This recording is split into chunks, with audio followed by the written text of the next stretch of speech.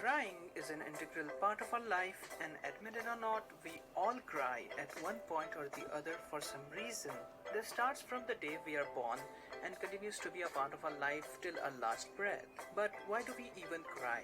Why don't we just go on solving the problem without wasting our time in crying? We probably cry because we are emotional beings that need to express feelings with family and friends. But there's more to it. In an experiment, researchers brought together a group of people to watch a couple of emotionally charged movies. The participants were asked how they felt before watching the film, immediately after the films got over, and then 20 and 90 minutes later. The people who didn't shed a tear said that they felt the same way at the beginning of the film as well as immediately afterwards, and also noted that the moods remained unchanged 20 and 90 minutes later. On the other hand, the people who cried in the films reported feeling bad immediately after the credits rolled. 20 minutes later, however, the criers reported that their moods had returned to the levels they reported before the films began, but then after 90 minutes, the criers reported that they were in even better moods than before the movie. So why did the criers feel better after crying? Studies show that crying reduces stress by releasing toxins through our tears. These tears are called emotional tears, and they are one of the three types of tears our body produces.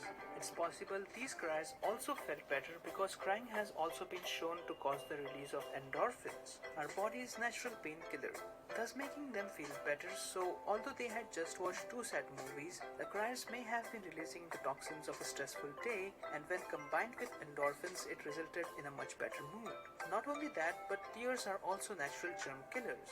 They contain antibacterials that kill 90 to 95% of all forms of bacteria in a record amount of time of only 5 to 10 minutes. If you're already amazed, there's one more reason why crying is good for your health. Think of tears as a natural eye drop. They benefit your eyes as the increased lubrication helps to relieve dryness and blurred vision. So the next time you're feeling low, get yourself a corner and cry your heart out, because that's not only an emotional booster but also good for your health. If you like this video, make sure you subscribe our channel and follow us on.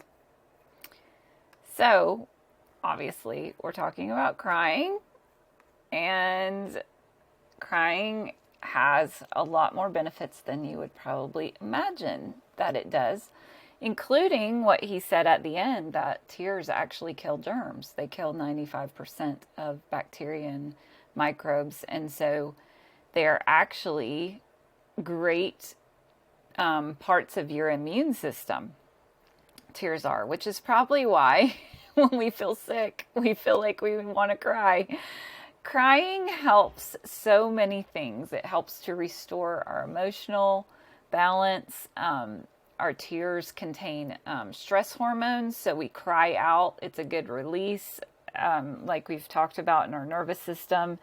It reduces the body's manganese level. I guess manganese is a mineral that affects your mood. And so it reduces those levels, which in turn reduces anxiety in your system. Crying releases endorphins, just like laughing does. Tears also, just when people see tears on your face, it triggers empathy and compassion. It can soften somebody's heart if they're angry. And crying activates our parasympathetic nervous system, which is our ideal rest and digest mode. And so these are just some of the benefits that you get from crying. Crying shows that we are human, right? We all have things in our lives that make us laugh. We all have things that make us cry. And so it really is something that shows a little bit of vulnerability and shows, that we're human. Because of that, because it gives vulnerability, it opens up space for other people to experience their emotions as well. I have often seen or often experienced when other people are crying, also crying myself. And you probably have too. Grief and sadness and crying basically indicate what we love, because it's when we lose something we love, when there's a loss in our life, we end up with sadness and grief, and it's just the proof of love. Grief is the proof of love. And tears, crying, actually letting that come out of us helps us process grief in a healthy way. We are able to release some of the tension and anxiety and stress that comes along with that loss.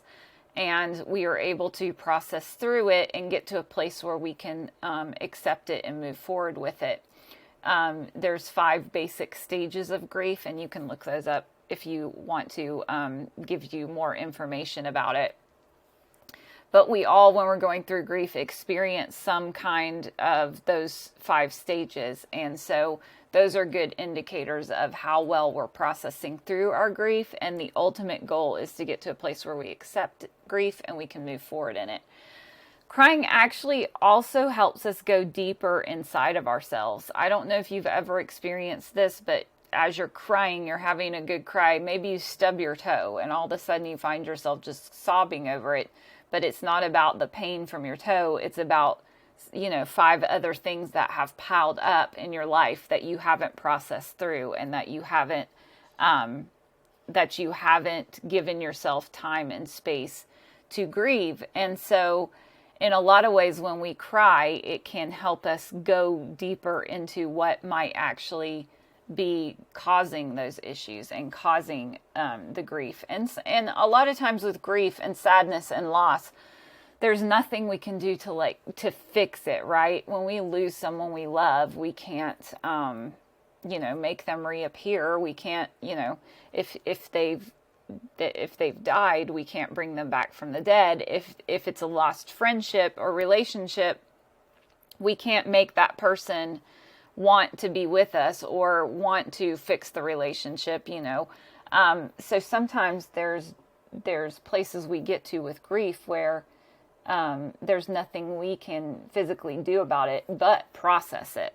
But to help, because we can process it and we have the agency over processing it, if we will allow ourselves to grieve and allow that sadness to come out, especially in the form of crying and tears, it can be such a good, healthy way for our body to clear space for joy.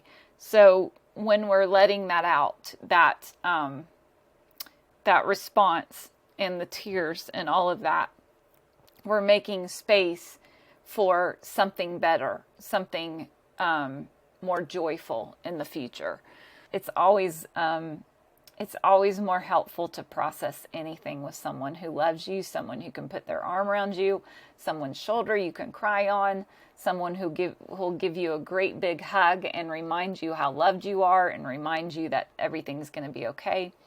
A good friend is always a good supply to have when you're grieving or when you're sad. Another thing that helps would be a good playlist. Music can really be helpful, and we'll talk about music as a resource in this course in the module where we talk about creating.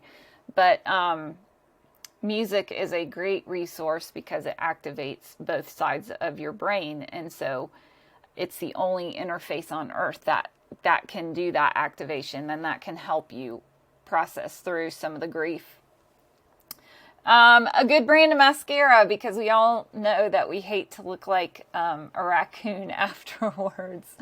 And, you don't want your mascara also to run and get in your eyes because that ends up hurting. That's just a kind of lighthearted tip for the women out there. A good brand of mascara that doesn't run is always helpful. Crying is just such a great resource, and even though as humans we have this tendency to try to hide from tears, we don't like to be vulnerable. It makes us feel uncomfortable. We don't like loss. We don't like the unknown. Usually when we're crying, it's because something's painful. But the reality is we live in a world where we have to face these things that are not necessarily ideal circumstances all the time. And we will have places we come to in life and things that happen to us in life that cause us grief and sadness and pain. And crying is just an amazing resource. It's just one of those things that we shouldn't overlook. And we definitely need to change the narrative from, the kind of strong thoughts that strong people don't cry, or that men don't cry, or that children, if they're crying, there's something, they need to knock it off because they're just being ridiculous. Crying is a great resource on any level, and we need to be able to utilize it without shame or guilt.